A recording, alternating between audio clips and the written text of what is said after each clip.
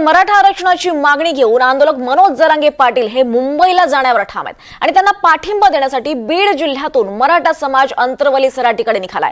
शहरातील छत्रपती शिवाजी महाराज चौकात चलो मुंबईचा नारा देत हे समाज बांधव 15 दिवसांची शिदोरी घेऊन मुंबईकडे जाणार आहेत। मराठा आरक्षण ओबीसीतूनच घेण्याचा निर्धार या समाज बांधवांनी केलाय। या मराठा समाज बांधवाशी संवाद साधलाय आमचे प्रतिनिधी आकाश सावंत यांनी।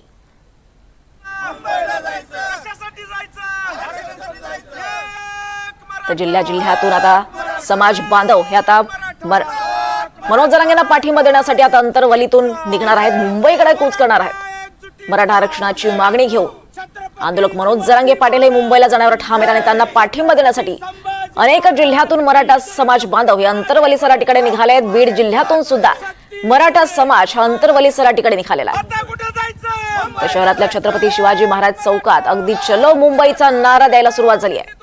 हे समाज बांधव 15 दिवसांची शिदोरी घेऊन मुंबईकडे रवाना होत आहेत।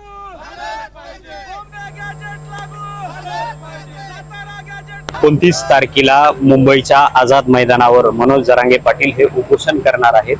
या पार्श्वभूमीवर बीड शहरातून मराठा समन्वयक मुंबईच्या दिशेने वाटचाल करत आहेत। आपण बघू शकतात की जे मराठा समन्वयक आहेत हे मुंबईच्या दिशेने जाण्यासाठी सज्ज झाले आहेत। काय सांगाल, मुंबई न्यायालयाने तुम्हाला आदेश देखील दिले आहेत आंदोलन करण्यासाठी, पण आता तुम्ही काय सांगत जाताय मुंबईच्या दिशेने? आम्ही माननीय न्यायालयाचे आदेशाचं तंतोतंत पालन करून त्यांच्या नियमाचं पालन करून आम्ही आंदोलन करणार आहोत।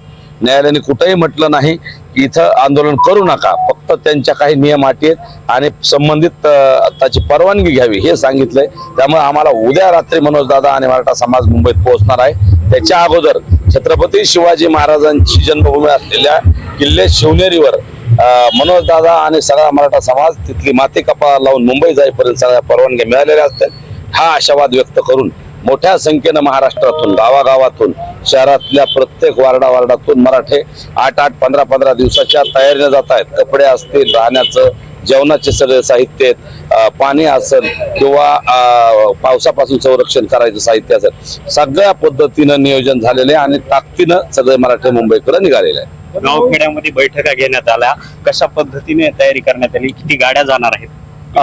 प्रत्येक घरातून गाडी निघणार आहे, त्यामुळे गाड्यांची संख्या मोजता येत नाही। कारण मराठ्यांचे सर्वोच्च नेते मनोज दादा जरांगे पाटील आहेत आणि दादांना एकटं सोडणं कोणीही शक्य नाही।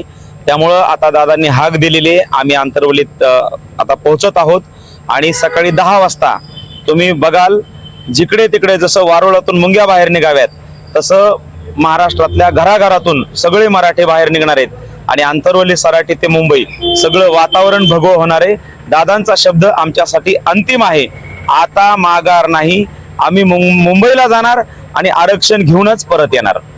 नक्कीच हातामध्ये तुमच्या पिशवी दिसते, नेमकं काय काय नाही, हे आपण जे मुंबईला चाललो आम्ही आमच्या हक्काच्या आरक्षणासाठी, त्यासाठी आम्ही आमची शिदोरी सोबत घेतली, हातराय पांघराचं घेतलंय, पावसाळ्याचे दिवस रेनकोट पण घेतलाय आणि पूर्ण दृढ निश्चय केलाय की मनोज दादा जोपर्यंत तिथून हालत नाही तोपर्यंत हालायचं नाही। मग 15 दिवस लागू, 10 दिवस लागू, महिना लागू, पूर्ण तयारीने निघलोत आणि हक्काचं जे आमचं कुणबी आरक्षण आहे ते घेतल्याशिवाय आम्ही निघणार नाही। कारण 68 लाख नोंदी ज्या सापडल्या त्या मराठ्याच्या सापडल्यात, त्यामुळे आम्ही कुणाच्याही आरक्षणात धक्का लावत नाही। आमचं हक्काचं आरक्षण मागण्यासाठी मनोज दादा पाठीमागे खंबीरपणे उभा आणि आरक्षण घेतल्याशिवाय मुंबईहून निघणार नाही।